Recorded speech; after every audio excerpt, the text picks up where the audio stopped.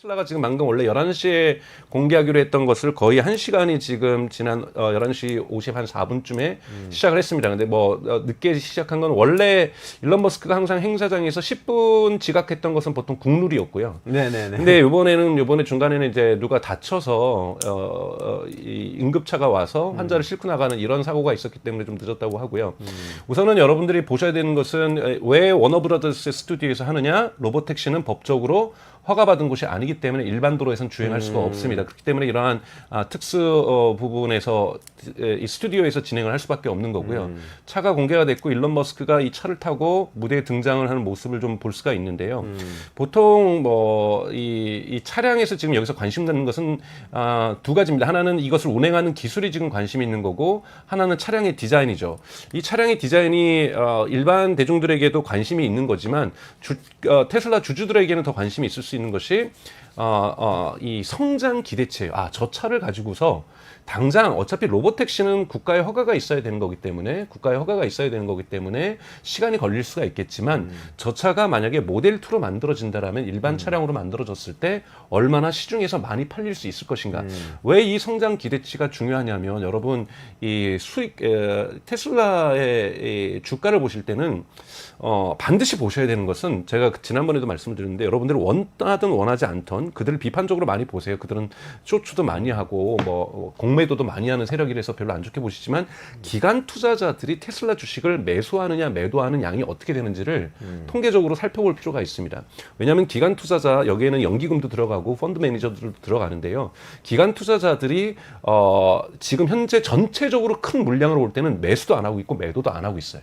이것이 테슬라의 주가가 폭발적으로 성장하지 않고 정체하는 상황이 유지되고 있는 이유인 거고, 테슬라 주가를 끌어올리고 있는 것은 현재 개인 투자자들인 거거든요. 근데 왜 기관 투자자들이 매도도 안 하고 매수도 안 하고 있까? 하나는 테슬라의 중장기적으로, 단기적이나 중장기적으로 좋은 점이 있고 나쁜 점이 있다는 거예요.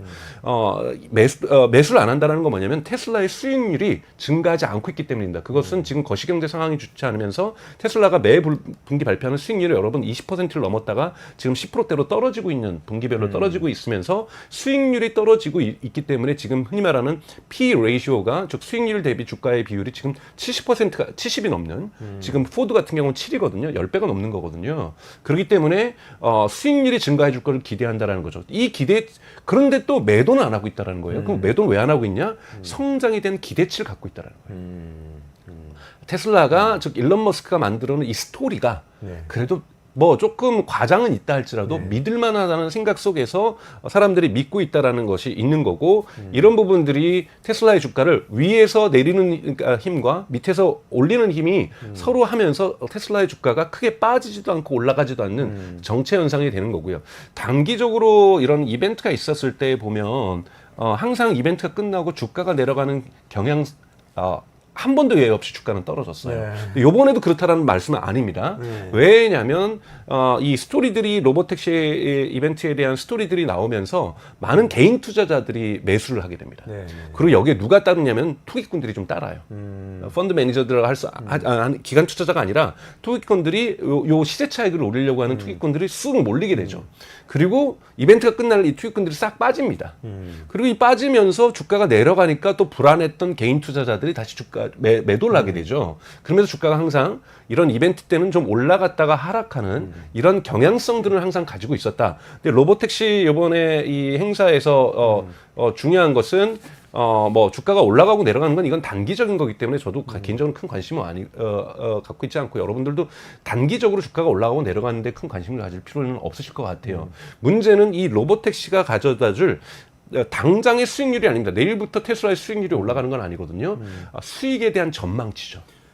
그러게요. 뭘 보고 그걸 그건 뭐냐면 가장 중요한 것은 우선은 이 차량 자체가 흔히 말하는 언박스드 프로세스라고 해서 테슬라가 지금까지 공들였던 가장 최고의 그러니까 효율성이 좋은, 대단히 저가로 만들 수 있는, 저비용으로 만들 수 있는 생산 방식을 선택을 했다라는 거고, 그것에 맞는 모습인지를 좀 볼 필요가 있다라는 거예요. 자, 그러면 이것이 언제부터 양산될 것이냐라고 했을 때, 원래 일론 머스크가 약속했던 거는 여러분 2025년이 아닙니다. 지난 2분기 실적 발표 때는 2026년부터 로보택시는 생산한다고 얘기를 했어요. 근데 이번 주에 블룸버그 기사가 나왔어요. 블룸버그가 이 공급망을 다 조사를 했어요. 그러니까 이 로보택시와 관련된 제품을 납품할 수 있는 1차 벤더들, 2차 벤더들을 조사하니 테슬라의 계약을 보니 2026년에는 되게 소량을 납품하고 대량 납품은 2027년부터 돼 있더라는 거예요. 그러니까 2026년에는 그렇다고 전혀 납품을 안 하는 게 아니라 소량을 납품하면서 뭔가 이 원래 초기 생산은 그렇거든요. 생산에도 수율이라는 게 있기 때문에 생산 라인에서 딱딱 떨어지면서 사이버 트럭도 처음부터 막 주당 2,000대를 만들지 않았거든요. 100대, 200대 만들면서 이것이 안정화되기 시작하면서 1,000대, 2,000대 이렇게 올라가는 거잖아요. 그것처럼 로보택시는 지금 현재 블룸버그의 분석에 따르면 2026년부터는 되게 소량을 제작하게 될 것이다.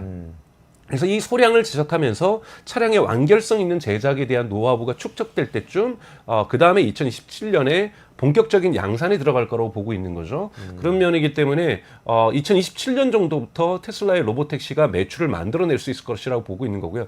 오히려 저는 더 잘 됐다고 보는 것이 2027년부터 2026년에는 몇 개의 도시에서 피닉스라든지 이런 도시에서 아마 테스트를 하게 될 거고요. 2027년부터 본격적으로 서비스가 시작된다라면 테슬라의 그 FSD 기술은 지금 아마 13이 오늘 공개가 될 거예요. 14나 15까지도 성장할 수 있는 시간적 여유가 있다. 그러면 더욱더 자율주행의 기술이 완벽해질 수가 있기 때문에 저는 이런 완벽해진 기술들 FSD 13에서 즉 언슈퍼바이즈드 국가가 인정하는 비감독하에서 인간이 핸들을 보지 않고도 이 자량으로 될 수 있는 레벨 4나 레벨 5 수준으로 성장할 수 있는 것은 국가의 허가가 있어야 되는 것인데 이 부분은 FSD 13으로 하기에는 조금은 이르다는 판단이 있어요. FSD 13으로는 여기에 대한 허가를 받을 수 있는 데이터를 수집하는 것이 중요한 거고 FSD 14나 15 정도에서 아마 본격적인 로보택시의 국가 허가가 정부 허가가 이뤄질 가능성이 있다라는 거고 로보택시가 2014년, 15년, 그러니까 2026년, 2027년부터 본격화된다고 본다라면 그때부터 수익성이 AI의 매출로서 증가할 거라고 볼 수가 있습니다. 그 전에 이제 중요한 수익성의 포인트는 뭐냐면 비록 슈퍼바이스드 인간의 감독하에서 되더라도 이 FSD 13이 아마 오늘 공개가 되지만 이것의 본격적인 배포는 아마 2025년이 될 거라고 보고 있고요. 2025년에 배포가 되면서 이것이 중국과 유럽에서도 허가를 받게 되면은 FSD를 구독하는 개인 차량에서 구독하는 사람들의 숫자가 저변이 미국뿐만이 아니라 중국과 유럽으로 확대되기 때문에 훨씬 더 의미 있게 이 모습들이 나오지 않을까 생각이 들어요. 지금 딱 뭐 디자인이 나왔는데 네. 초견으로 어떠세요? 디자인? 뭐 우선은 조금 예상대로 나올 수 있었던 조금 각진 형태가 좀 보여줬다라는 부분들, 그 각진 형태가 보여줬다라는 부분들은 아마 로보택시는 오늘까지만 아마 로보택시라 부를 거고 이거는 로보택시는 여러분 일반 명사죠. 웨이모도 로보택시라고 부르니까요. 그렇기 때문에 더 이상 이제 테슬라의 로보택시를 이름은 부르지 않을 거고 2분기 실적 발표 때는 일론 머스크가 이것을 사이버 캡이라고 얘기를 했어요. 그때부터 벌써 사이버라는 단어가 들어갔으니 사이버 트럭과 같은 디자인적인 윤곽을 가질 것이다 라는 느낌이 있기 때문에 사이버 트럭 캡이라고 계속 갈지 아니면 다른 이름을 가질지는 모르겠지만 사이버 트럭과 유사한 이미지를 가졌다라고 볼 수가 있습니다. 지금 보니까 네. FSD 네. 언슈퍼바이즈드 네. 언제부터 가능하요 질문이 나오니까 네. 캘리포니아하고 텍사스에서 내년부터 가능할 거라고 전망한다고 나왔어요. 그렇죠. 새로운 그러면 얘기인가요? 그러니까 캘리포니아하고 텍사스 주에서 허가를 해준다는 거죠. 왜냐하면 여러분 지금 이미 웨이모와 관련돼서는 캘리포니아가 이런 부분에 대해서 대단히 개방적입니다. 그래서 샌프란시스코하고 LA에서는 허가가 이미 웨이모한테는 나온 상태고 원래 이제 피닉스는 원래 좀 워낙 작은 도시니까 가장 먼저 실험을 했었고 그 다음에 지금 텍사스 오스틴에서 웨이모에 대한 허가를 해줬거든요. 그럼 웨이모에게 허가를 해줬다라는 것은 테슬라에게도 허가를 해줄 가능성이 있는 건데요. 아마 처음부터 전면화해서 누구든지 우버를 타는 것이 아니라 텍사스 오스틴과 샌프란시스코와 LA에서 실험적으로 아마 내년부터 진행될 수 있다라고 일론 머스크가 암시를 주고 있다라고 볼 수 있습니다. 네. 그리고 모델 3하고 모델 Y 제가 정확하게 캐치했는지 모르겠는데 모델 3하고 모델 Y에서 만약에 언슈퍼바이즈드가 이렇게 텍사스 캘리포니아에서 가능해지면 바로 가능해질 수 있다는 이야기를 했는데 이거 맞는 얘기인가요? 그렇죠. 가능해지죠. 왜냐하면 테슬라는 웨이모랑 다른 점 뭐냐면 웨이모는 로보택시에 특수하게 이 특수한 제장 차량에만 된다라고 한다라면 테슬라는 이것이 로보택시에 들어가는 것과 우리가 일반 차주가 갖고 있는 모델 3나 모델 Y에 있는 FSD가 동일한 기술이라는 거예요. 동일한 차량의 어떠한 부분에 이번에 디자인된 거 지금 로보택시 공개된 거 있어도 레이더하고 라이다를 갖고 있지 않습니다. 네네. 그러니까 레이더하고 라이다를 갖고 있지 않고 FSD 모델 3하고 모델 Y하고 동일한 모델 속에서 작동하는 거기 때문에 누구든지 여기에서 언슈퍼바이즈드로 사실은 운전자는 타겠죠. 하지만 손을 놓고서 내가 딴짓을 해도 된다라는 거거든요. 네네. 내가 스마트폰을 봐도 되고 뭐 친구들하고 통화를 해도 되고 이렇다라는 거고 이렇게 될 경우에는 저는 FSD 구독자가 늘어날 것이다 먼저. 네네. 그래서 여기에 대해서는 이 기대치를 지금 일론 머스크의 스토리죠. 이건 일론 머스크가 지금 전제하고 있는 거잖아요. 내년엔 될 가능성이 있다. 마이트죠, 마이트. 마이트이기 때문에 이러한 가능성 부분들을 얘기하고 지금은 이제 보여주는 화면들은 수많은 우리가 예측하지 못하는 도로에서의 인간 운전에서 나오는 역주행이라든지 갑자기 급커브를 튼다든지 갑자기 스케이트보드를 탄 자전거를 탄 사람이 등장한다든지 사실 자율주행이 극복해야 될 상황이 대단히 높다. 또는 이미 사고가 난 현장을 지나가야 할 수도 있는 거고 뭐 이러한 부분에서 사실 도전이 대단히 컸다라고 지금 이야기를 하고 있는 것 같아요. 이런 부분들을 극복하는 부분들이 왜냐하면 사실 일론 머스크가 얘기했던 속도만큼 FSD의 성능이 좋아졌다. FSD의 성능이 좋아졌다라는 것은 여러분 어떻게 확인할 수 있냐면 유튜브에서 어떤 분들이 요즘 많이 한국 분들도 하시는데 FSD 타고 가서 유튜브에서 차량 찍는 걸로 이게 성능이 좋아졌다고 얘기할 수는 없습니다. 지금 제가 뭐 저는 책에도 쓰고 있고 글에도 쓰고 있는데 미국의 FSD 커뮤니티가 있어요. 커뮤니티가 있어서 그들이 오늘 나는 몇 마일을 FSD로 인간 개입 없이 달렸다. 라고 이렇게 자기 스스로들이 기록하는 커뮤니티들이 있습니다. 유일하게 그 엑셀 테이블만이 현재로서는 FSD 성능을 보여주는 건데 분명하게 FSD 그 11에서 12 올라올 때 확실하게 그 인간 개입 없이 달리는 길이가 되게 길어졌던 건 맞아요.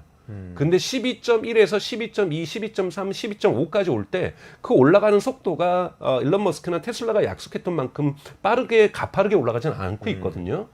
왜냐하면 계속 뭐 두세 배씩 좋아지고 있다는데 두세 배씩 좋아지고 있다는 걸 데이터로서는 사실은 테슬라에서 공개하고 있지 않기 때문에 우리가 이러한 커뮤니티에서 하는 것만으로 추론해 본다라면 완만하게 좋아지고 있다라고 볼 수가 있죠. 근데 완만하게 좋아지더라도 이 약속들이 이루어지고 있다라고 볼 수가 있는 거기 때문에 그냥 믿음을 가지고 있는 거고 지금 테슬라가 공식적으로 밝힌 것은 12.5 대비 FSD 13은 6배가 좋아진다 그랬어요. 근데 6배가 좋아진다라는 것 자체가 정말로 6배 동안 6배 길이 동안 사람들이 개입하지 않고서 이게 달릴 수 있느냐 이런 얘기가 돼야 되는 건데 실제로는 데이터는 테슬라가 항상 약속했던 것보다 그렇게 좋아지지는 않는다. 하지만 지금 확연하게 근데 11에서 12에서 좋아졌기 때문에 13에서도 좋아질 거라고 좀 보고 있습니다. 지금 이미 스튜디오에서 많은 차량들 속에서 한쪽에서는 일론 머스크가 발표를 하고 있고 한쪽에서는 로보택시가 지금 운행을 하고 있는 모습이잖아요. 네네네. 이런 모습들은 되게 인상적인 부분이라고 볼 수 있고 모델 자체가 보면 저는 조금 미니 사이버 트럭 같아요. 미니 사이버 트럭 같고 충분히 매력적이고 그것이 테슬라가 약속했던 25,000달러 이하로 판매가 가능하다라면 지금 이것은 모델 2하고도 같은 차량이기 때문에 저는 시장에서 대단히 매력적일 거라고 보고 있고 많은 사람들이 예측했던 것처럼 이거는 지금 뭐냐면 이 뒷좌석을 자동으로 로봇이 청소해 주는 겁니다. 그때 네. 오버히트 제가 한번 얘기했는데 제가 한번 말씀드렸잖아요. 네네. 이런 운행의 묘도 대단히 중요하다라는 거잖아요. 자동으로 청소해주는 네, 택시죠. 그리고 그러니까 이거는 이제 주행 중에 자동적으로 택시해 주는 것이 아니라 특정한 택시가 지점으로 도착을 하게 되면 거기에서 로봇 팔들이 뒤에 좌석을 청소해 주는 또는 적정하게 들어워졌을 그러니까 차량 뒤에 오물이 묻었을 경우에는 택시가 운행을 중단하고 그 포인트 스팟으로 가서 그 지점으로 이동을 해서 자동 청소를 하고 다시 주행을 시작하는 이런 모습을 지금 보여주고 있는데 이건 테슬라가 특허를 낸 기술입니다. 그래서 이런 운행의 모습들에 이거는 대단히 많은 제가 지난번에도 말씀드렸던 우려했던 그러니까 주행도 주행이지만 운영과 관련된 다양한 인간이 했어야만 하는 이런 기능들이 있다라는 거고 이 부분을 지금 해결하는 모습들을 보여주고 있는 것 같습니다. 네. 그러네요. 그리고 네. 아까 지금 코스트 말씀하셨는데 로우 코스트를 계속 강조하는 멘트를 하고 있어요. 네, 네. 그러면 정확한 액수는 얘기는 하지 않지만 모델 Y나 모델 3, 모델 S 이런데 다 풀 오토노머스 드라이빙 가능할 거라고 얘기하면서 계속 네. 로우 코스트이기 때문에 가능한 겁니다. 얘기를 계속 네네. 하네요. 왜냐하면 지금 이게 뭐예요? 벤인가요? 벤인가 본데요. 아, 벤이네요. 아, 이거 나오네요, 진짜로. 왜냐하면 로봇벤에 대한 사람들의 추론이 많았었거든요. 네네네. 근데 이것이 시판이 될 수 있는 모델인지는 모르겠는데, 이건 좀 크네요. 왜냐하면 로봇벤이 나오게 되면 이제 8명에서 10명 정도가 타게 될 거고, 이거 버스가 되네요. 그럼. 그렇죠. 이것이 이제 일론 머스크가 얘기했던 대중교통도, 예를 들면은, 우리 서울과 같은 데서의 대중교통을 교체할 수는 없지만, 중소도시에서는 대중교통을 대신할 수 있다. 5, 6, 7, 10명 넘게 타겠는데요? 9, 아, 내리네요. 아, 이건 정말, 이거는. 10명, 11명, 12명, 13명까지 내리고 있어요. 지금 14명, 15명. 정말 많은 사람들이 예측했거든요. 15명 로봇벤이 나올 거라고 했는데 진짜로 로봇벤이 나왔네요. 그러니까 이거는 이제 테슬라가 자율주행으로, 사실 우리나라도 지금 청계천에 보면은 유사한 지금 버스가 자율주행으로 다니고 있거든요. 근데 거기에는 다양한 라이다가 장착되어 있는데, 지금 이 그림을 보면은 라이다하고 레이다가 없습니다. 레이다하고 라이다가 없는 상태에서 카메라 온리, 그러니까 카메라만으로, 즉 비전 온리만으로 주행을 하고 있고, 이건 평가가 되게 좋을 것 같네요. 왜냐하면 로봇이 택시가 일반적인 우리의 차량 크기에서도 진행이 되지만, 이렇게 특수 제작된 하나의 밴으로서 이 대중교통을 대체할 수도 있다라는 이야기를 지금 보여주고 있는 것 같고요. 물론 알려지지 않았던 거죠, 그죠? 많은 사람이 추론을 했어요. 벤이 나올 거다. 제가 그랬잖아요. 지난번에 나서 One More Thing 해가지고, 근데 One More Thing 하기도 전에 벌써 공개를 하네요. 그거는 대단한 자신감으로 보여주고 있다고 보고 있는 거고요. 많은 전문가들이 일부에서 예측했던 이 문샷이 있을 거라는 것에 로봇벤이 있었거든요. 그래서 그러니까 즉 로봇 택시만을 공개하지 않을 거다. 즉 조그만 차만 공개하지 않고 벤을 공개할 거라고 예측을 했었는데, 실제로 벤이 나왔습니다, 여러분. 그러니까 이거는 대단히 의미가 있다라고 볼 수가 있죠. 왜냐하면 시장의 질서 재편을 하겠다라는, 그러니까 테슬라가 막대하게 흔히 말하는 우버와 리프트가 하고 있었던 사업권으로 진출하겠다는 강력한 의지를 보여주고 있는 거고, 옵티머스도 등장하네요. 옵티머스는 이거는 저는 등장 안 할 거라고 봤거든요. 근데 이거 사람들이 문샷 간다는 사람들이 다 얘기했던 것이 옵티머스가 나와서 물건 나를 거다. 뭐 이런 얘기도 했었는데, 옵티머스를 지금 테슬라가 공개하지 않고 있었습니다. 일론 머스크가 왜 옵티머스를 대중에게 공개하지 않고 동영상만 공개하냐고 얘기했을 때, 지난 실적 발표 때 어떤 모 기업군들이, 저기 중국을 얘기하는 거예요. 하나하나 복사를 해간다. 휴머노이드도 공개하면 복사해 갈 거다. 네, 그렇기 때문에 하나하나의 성능까지를 관찰한 다음에 복사해 가기 때문에 휴머노이드를 동영상으로만 지금 공개하고 있다고 얘기를 했었거든요. 근데 실제로 이거는 제네레이션 3인 것 같아요. 옵티머스가 그것도 한 대가 아니라 여러 대가 입장하고 있는 것. 일론 머스크가 오늘 계획 많이 했네요. 뭐 편지 봉투 같은 거 집어가지고 네. 가져가는 거, 뭐 화초에 물 주는 거, 옵티머스가. 네네. 이건 이제 이미 촬영된 동영상들을 지금 보여주고 있는 거고요. 지금 편지봉투 가져가고 이런 것들은. 그러니까 이제 이건 뭐냐면, 상징하는 것은 이제 가정에도 옵티머스가 들어와서 지금 가꾸잖아요. 우리 집에서 차를 끓여주고 같이 놀아주고 같이 청소해주고 밥해주고 빨래해주고 뭐 이런 모습들을 지금 구현을 해주고 있는 거예요. 그러니까 하나의 집에 집사가 들어오는 거죠. 그게 실물은 공개가 안 됐는데 지금 처음으로 동영상으로 왜 하냐면, 사실은 공장에 들어가는 것은, 공장은 이미 공장이 작동된다는 것은 업무가 매우 루틴하게 진행이 됩니다. 매우 루틴하게 진행이 되기 때문에 학습을 시키면은 저는 옵티머스 로봇이 대단히 빠르게 진행할 수 있다고 생각이 들어요. 근데 우리가 가정은 대단히 인간이 살아가는 데는 건 예측하지 못한 것들이 되게 많아요. 아이가 막 뛰어다니다가 넘어진다든지. 그렇죠. 뭐 갑자기 우리 반려동물 고양이가 뭐 개가 뭐 이렇게 뛰어다닌다든지. 그리고 막 과자통 엎어가지고 막 사방을 튀고 이런 튀겨오고 또 부부가 막 싸우면서 막 뭘 집어 던진다든지.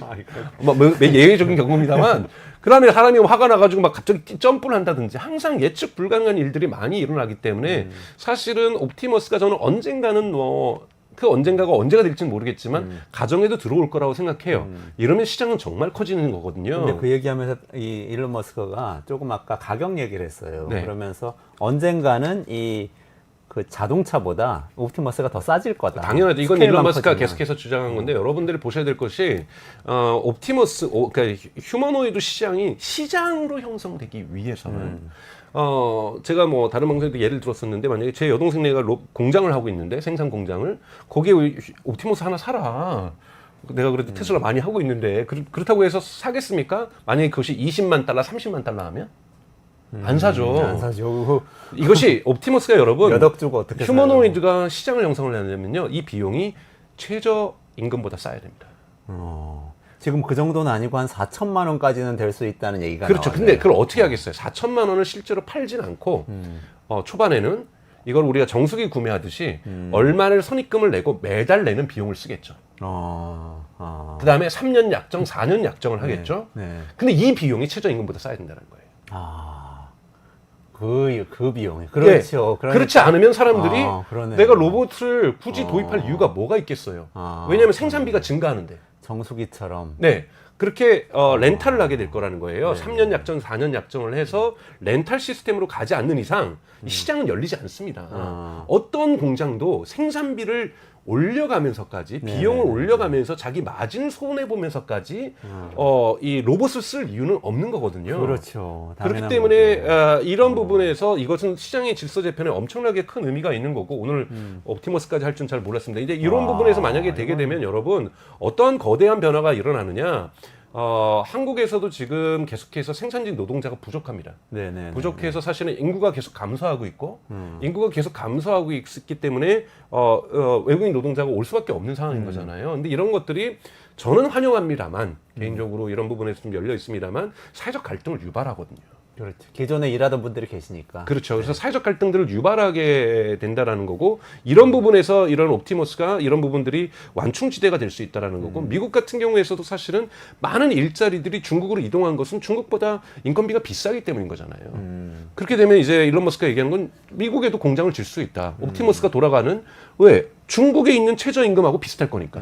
그렇기 때문에는 제조 공장, 제조업 자체가 미국으로 다시 온쇼링하는, 그러니까 다시 들어오게 되는 이런 가능성들도 존재한다라고 이야기를 할 수가 있습니다. 그래서 오늘 이 로봇택시를 공개하는 행사의 이름이 위 로봇이었잖아요. 맞아요. 네. 위 로봇이었기 때문에 택시라고 하지 않았기 때문에 로봇 전체 기술을 전체 보여주고 있는 것 같아요. 즉 로봇 택시도 보여줬고 로봇 밴도 보여줬고 옵티머스도 보여주는. 그래서 전체를 로봇화하는 사회가 얼마나 인류가 바라던 사회인지 이것이 경제적으로 어떤 의미를 갖는지 이런 부분들을 다 보여주고 있다는 부분에서 되게 화려하게 준비했다고 볼 수가 있습니다. 지금 춤을 추고 있는 것 같은데요. 로봇이 춤을 추고 있네요. 네, 뭐 이런 것들은 뭐 그냥 이건 쇼잉이라고 볼 수가 있는 거고요. 로봇이 가져올 수 있는 휴머노이드 로봇이 갈 수 있는 경제적 가치를 항상 여러분 보셔야 된다는 거고 앞으로 여기에 대한 지금 경쟁이 심합니다. 뭐 현대 기아차도 지금 보스턴 다이나믹스를 맞아요. 가지고 있고 또 여러분 또 오픈 AI가 투자한 라는 AI 회사도 있고요. 그다음에 이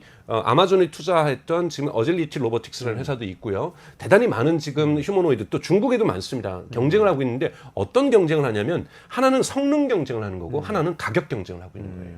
어떠한 휴머노이드 로봇도 반드시 최저임금 수준으로 내려갈 때만 기업에서 비용 절감 차원에서 쓰게 되는 거지 남들에게 우리는 로봇 쓰는 기업이야라는 걸 자랑하고 싶어서 쓰는 기업은 전 세계 단 한 군데도 없을 겁니다. 그렇기 때문에 이 로봇계에서의 가격 경쟁은 대단히 중요하다라는 거고 테슬라가 가지고 있는 여기에서 경쟁력이 있습니다. 제가 여러 차례 말씀드렸던 것처럼 이 옵티머스에 들어가는 이 배터리 자체가 지금 사이버 트럭에 들어가는 4680 배터리라는 거예요. 즉 배터리의 대량 생산에서 하는 규모의 경제 효과를 나눠 가질 수 있다라는 거죠. 네네네. 그래서 현대차도 지금 최근에 배터리 산업을 시작을 하기로 했잖아요. 네. 왜냐하면 차량에 들어가는 배터리를 많이 만들어줘야 로봇에 들어가는 배터리도 싸게 들어갈 수가 있습니다. 그러네요. 그러니까 이 로봇에 대해서 배터리 부분이 중요하고요. 또 하나는 다른 데는 할 수가 없는 것이 뭐냐면 현대기아차 같은 경우에는 죄송한 얘기지만 보스턴 다이내믹스 훌륭해요. 근데 AI 기술이 발전하지 않았거든요. 그런데 이 FSD 기술이 지금 로봇택시에 쓰이는 기술이 옵티머스에 쓰인다는 거죠. 네. 그러니까 이것도 규모의 경제 효과가 있는 거죠. 즉 차량이 많이 돌아다니면서 계속해서 학습할수록 옵티머스의 지능도 좋아지게 점점 되는. 더 같이 좋아진다. 같이 좋아지는 같은 시너지 효과가 존재하게 된다라는 거고요. 그 다음에 이 전기 모터, 테슬라가 직접 만들죠 모든 로봇에. 문도 역시 날개형으로 열리네요. 네. 이것도 다들 예측을 했었던 건데 대부분의 테슬라남들이 하는 예측들이 맞아 떨어지네요.